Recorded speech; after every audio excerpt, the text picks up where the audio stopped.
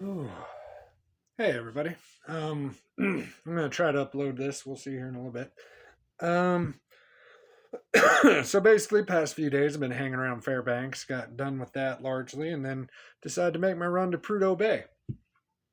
I got to Coldfoot Camp yesterday. I would say last night, but there is no night here. But I got to Coldfoot yesterday and slept there, gassed up, and took off from there to head to Prudhoe Bay.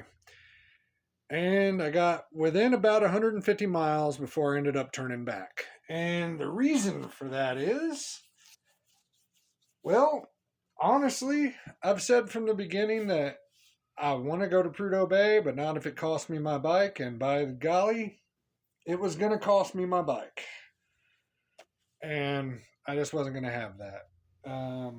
The deal is probably, and this is before I even got to Coldfoot, probably within the first 50 miles of driving, I hit gravel for the first time, which I was prepared for. I was ready to go, but it was wet, super wet gravel. And so it's just a big mud hole and absolutely coated the bike, coated my pants, shirt, jacket, helmet. I mean, look at the helmet. Like you can't really see out of that visor right now. Anyway, it coated all that stuff, and within probably 10 minutes of driving on that, my bike started sputtering, dying like it was not getting gas. Turns out it wasn't getting spark. And what was happening is that all that wet mud was glomming up onto the coil. And I don't know if the coil's got a crack in it, maybe the plug wires are bad, I don't know. But it glommed up on there and was shorting the coil out, so it wasn't sending spark to the spark plugs, it was sending spark to literally everywhere else but the spark plugs. So that was a problem. I didn't quit. Probably should have, but I didn't quit at that point. Kept going. Cleaned the coil off, kept going. Once I got out of the wet areas where it wasn't raining, it started running fine. It was dirty, but it was no big deal. Then I pulled into the marker of the Arctic Circle. So I got north of the Arctic Circle. I'm pretty stoked about that. And I get back on the bike and it won't start, like at all. Like you hit the button, nothing happens. It was like it had a dead battery. Turns out it wasn't a dead battery. What had happened was that the wire that went from the button down to the starter solenoid had been cut in half. So I bodged that back together, kept going. And by that point, I was kind of committed anyway. I had to go ahead and make it to Coldfoot, the camp I'm at now, because, well, I had to get gas. And there's nowhere to get gas between here and there. So I get to Coldfoot and stay the night. Everything's fine. I talked to a couple that was just coming back from Prudhoe Bay, and they're like, oh no, it's not nearly as bad the rest of the way. From here at Coldfoot all the rest of the way up there, it's largely asphalt, shouldn't be a problem. Okay, they're like, there are 2 or 3 sections where it's 30 or 40 miles of gravel. Okay, I don't mind the gravel so much. The bike seems to be handling that reasonably well. But I get up the road and it turns into gravel, and I go about 10 miles on the gravel. Everything's going golden, and I stop. And look up, and next, like right up the road, probably a good 10 or 15 miles up the road, it's raining. Now, I knew I had this coil problem yesterday. Didn't know if it was going to do it again today. I had taped up the coil a little bit, trying to, make it a little bit more waterproof. No idea if that was going to help or not. I was like, all right, stop, put on my gloves, put on all my rain gear, because I hadn't put it all on yet. I should have, but whatever. Hit the road and hit the wet section again, on gravel again, and within, again, 5 minutes of driving, completely shuts down. So I stop, put my kickstand down. This is important later. Get my toolkit out, find some just plastic stuff in my pouch, and try to wrap up the coil again, keep the water out of it. It doesn't work at all. I make it another 5 seconds up the road, it instantly dies again. Turns out that I hadn't wrapped it as good as I'd wanted, so now the water's just being held into the coil.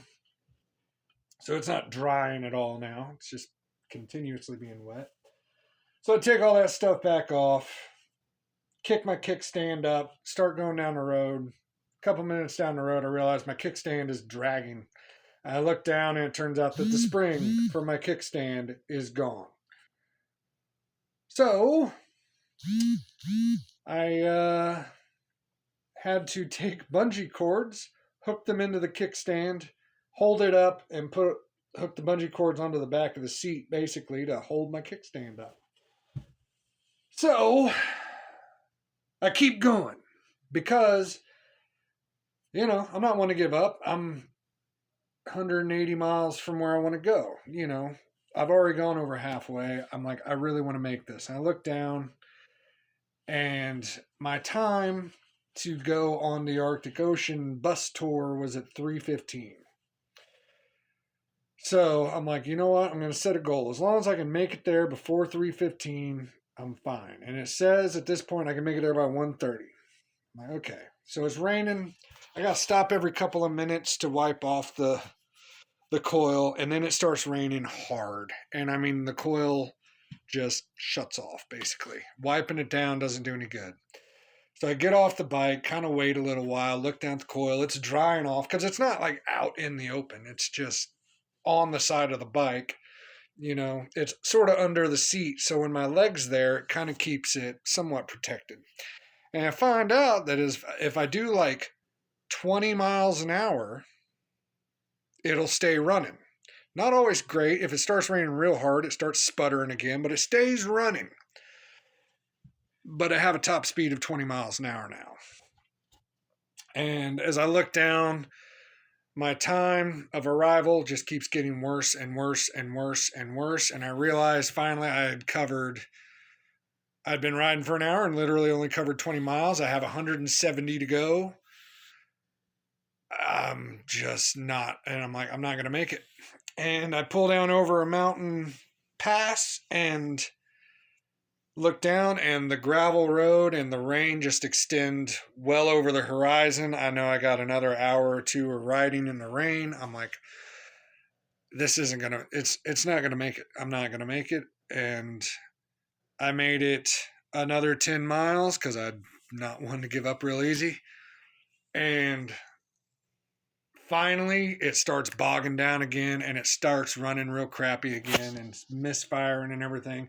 And then it just backfires super hard in the wrong cylinder because, as it turned out, it had thrown in a spark from one spark plug to the other, causing it to fire at the wrong time, slightly either before or after where it was supposed to detonate, and it just knocks really hard and sounded bad. Like it sounded bad. I half expected the bike to blow up.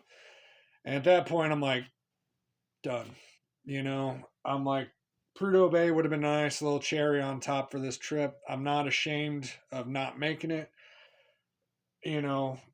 Honestly, I'm not mad at the bike either. It's done fantastic on this trip, and even with it doing what it's doing now, I'm not mad about it because it could have just broke. I mean, it didn't have to just do what it did. And I mean, it got me back to Coldfoot. It was 110 miles back to Coldfoot.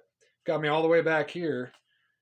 And honestly, I fully believe it's going to get me back to Fairbanks without giving me much issue. So, yeah, I'm going to get back to Fairbanks, buy some plug wires and stuff, air filter, just get it ready to go.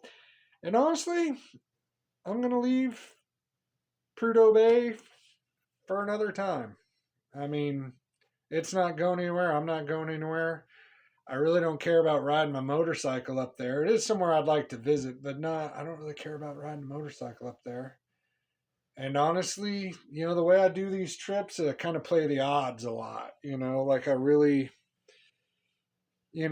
like you can't plan anything solidly. You're just going to, like, I look at the odds of me making it from Coldfoot to Prudhoe Bay and then all the way back to Fairbanks in time for me to get my tattoo, which is supposed to happen tomorrow. And I'm like, those odds aren't good enough for me. And the whole point of these trips initially was tattoo, t-shirt. That's what I'm after. I got the t-shirt. I need the tattoo. That's supposed to happen tomorrow.